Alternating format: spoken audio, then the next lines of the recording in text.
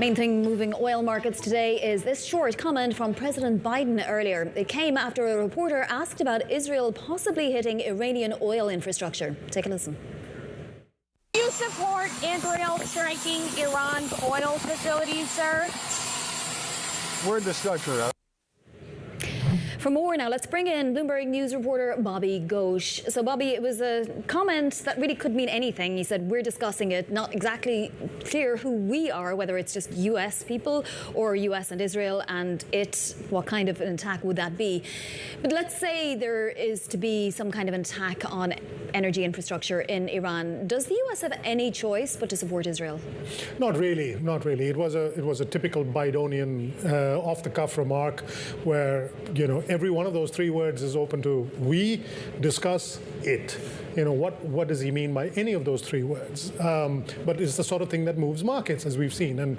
But the cold reality is no matter how much the White House is discussing it, Israel will make its calculations based on opportunity and availability of targets. Now, we could say that with Iran, it is a target-rich environment. There's a lot of different targets to choose from.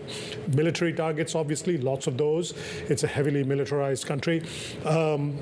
Oil infrastructure would hurt Iran considerably, but it would also hurt the global economy. It would hurt the U.S. and the chances of Kamala Harris in the elections. And then there are other civilian targets, energy, electricity, the electricity grid, the classic things like bridges and other infrastructure. So Israel has plenty to choose from if it decides to attack, but its decisions, I suspect, will be made based on what it thinks are the sort of lowest hanging fruits. Where can it strike without endangering its own forces, and where it can inflict just the right amount of pain. There's also the big question about whether or not Israel hits Iran's nuclear infrastructure. Now, this is very widely distributed. The different elements of that infrastructure spread out all over the country, but Israel could choose to attack one or more of those targets.